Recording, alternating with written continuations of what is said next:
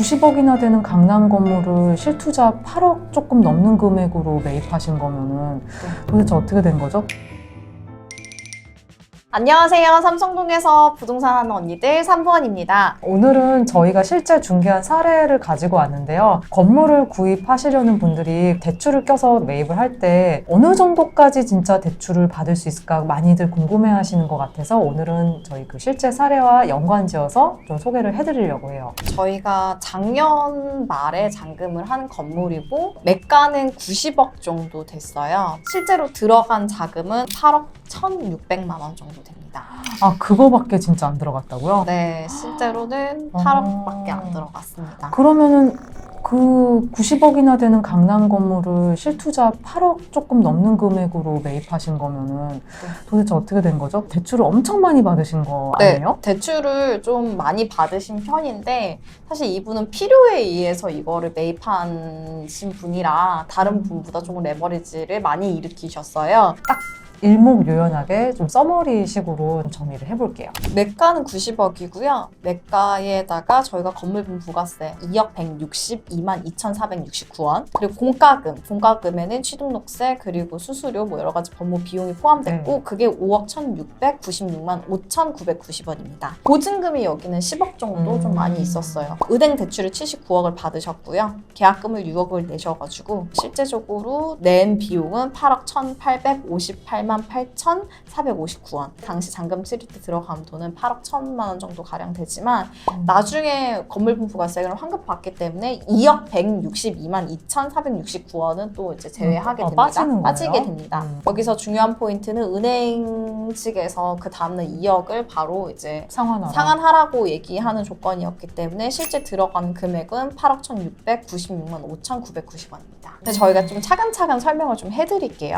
90억 중에서 계약금을 6억을 넣으셨어요. 근데 보통 우리가 계약금은 매가의 10%를 내는 게 통상적이지 않나요? 네, 보통으로는 매가 10%가 통상적인데 매도인분하고 얘기를 해서 6억을 냈고 조율이 됐고 네. 그리고 플러스 일반적으로 건물을 살 때 건물에 대한 매가 가격 90억 원 말고 건물분 부가세가 발생이 됩니다. 2억 정도 추가적으로 발생을 했고요. 중요한 거는 부가세는 환급이 됩니다. 그쵸. 부가세는 환급이 되기 때문에 2억 162만 2,469원은 나중에 돌려받습니다. 보증금이 여기는 10억 정도 좀 많이 있었어요. 그렇다면 왜 보증금을 왜 제하냐? 사실 보증금이라는 개념이 건물 소유주가 임차인을 들이면서 보증금을 받잖아요. 그러니까 그거를 보관을 하고 있다가 임차인이 나갈 때 돌려주는 개념의 어떤 돈이란 말이에요. 그렇기 때문에 잔금을 기점으로 그거를 이제 새로운 주인이 되는 매수인한테 인계를 하는 거죠. 잔금액을 산정할 때 빼신다고 보면 되겠습니다. 임차인한테 매도인이 먼저 받았으니까 네네, 맞아요. 매수인한테 줘야 되는 게 맞잖아요. 그쵸. 그러니까 보증금을 제외합니다.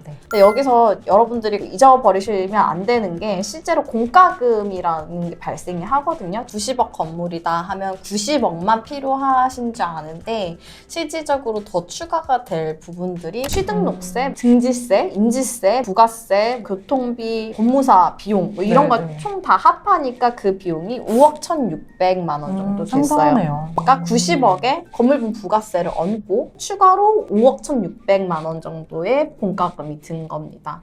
그리고 여기 같은 경우에 은행 대출을 79억 정도 받았어요. 은행과 협의 사항으로 그 다음날 79억 중에서 2억을 바로 돌려주기로 했기 때문에 실제 들어간 돈은 8억 1,696만 5,990원입니다. 그러니까 대출을 79억을 받으셨는데 그 중에 2억에 대한 금액은 잔금하고 그 바로 다음날 상환하는 조건이었나 보네요. 맞아요. 그렇다면은 은행 대출이 거의 80억에 육박하는 굉장히 큰 비중으로 있는데 이게 대출이 어떻게 구성이 되는지도 궁금한데요. 일반적으로 손님분들이 생각하시기에 은행 대출은 100% 다 담보대출이다라고 생각을 하시지만 은행 대출도 좀 구분이 됩니다. 담보대출과 신용대출 이 두 가지로 일반적으로 구분할 수 있어요. 담보대출을 구하는 비율이 있는데 그거는 감정가 곱하기 담보인정 비율 나누기 6 곱하기 5. 여기서 담보인정 비율은 사실 저희가 알 수는 없고요. 은행권에서 요거 같은 경우에는 75% 정도 담보 인정 비율을 받아서 감정가랑 매가랑 거의 네, 동일한 사례였으니까 90억 곱하기 0.75 나누기 6 곱하기 5 56억 정도 되는 게 담보 대출로 대출입니다. 나오는 금액이다. 네, 이 건물을 담보로 해서 나오는 금액이다.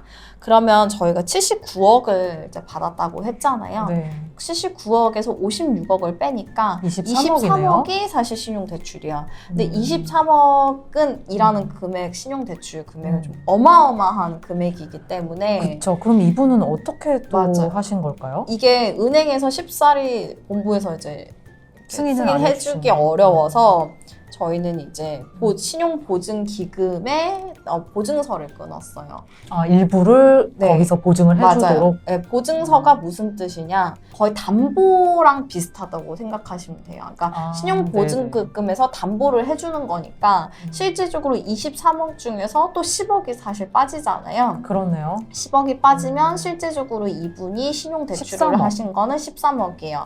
근데 여기서 이것도 사실 비율이 좀 크기 때문에 그 다음날 한 2억 정도 상환해라라고 사실 은행에서 얘기를 했어요. 79억 중에서 조건을. 2억을 조건을 달았기 때문에 네, 네.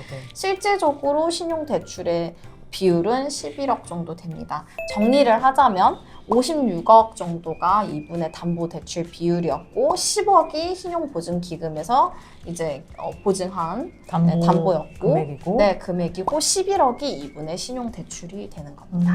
네, 네. 네. 신용대출은 일반적으로 담보대출보다 이자율이나 원금을 갚아야 되는 비율들이 높겠죠. 훨씬 네, 더 훨씬 더 높겠죠. 부담이 많겠네요. 네, 맞아요. 훨씬 더 부담이 많을 수밖에 없는 게 은행에서 얘기를 하길 원칙대로라면 상한 신용 부분을 10년 안에 정리해라. 그러니까 내가 신용을 10억을 빌렸으면 10년 안에 정리를 해라. 이자도 갚고 원금도, 네, 원금도 갚고. 하지만 이게 그냥 은행에서 예쁜 대로 얘기를 하는 거고 이분의 뭐 신용 평가 점수나 아니면 상한 능력을 좀 반영해서 적절하게 섞긴 하겠죠. 물론 자세한 상담은 은행과 통해서 하시는 게 맞는데 저희 경험상 신용 대출에 대한 부분들이 높아지면 높아질수록 월 납입해야 되는 이자와 원금 부담액이 좀 높아지는 것으로 경험을 했기 때문에 매입하실 때 꼭 고려해야 되는 부분이라고 말씀드리고 있어요. 그래서 저희가 손님한테 항상 얘기하는 거는 신용 부분이 많이 들어가면 많이 들어가게 될수록 갚아야 되는 비율이 워낙 높기 때문에 그러네요. 이 신용 부분을 정의하시려면 추가 담보가 있으시면 가장 이 건물 말고 네. 이 건물 말고 추가적으로 가져오실 수 있는 추가 담보를 사실 물어보기는 합니다. 뭐 아파트라든가 네, 맞아요. 뭐 주택이 있는 경우 네, 같이 네. 넣으면 맞아요. 아무래도 신용대출로 해결해야 맞아요. 되는 금액을 줄일 수가 있으니까. 맞습니다. 네. 네.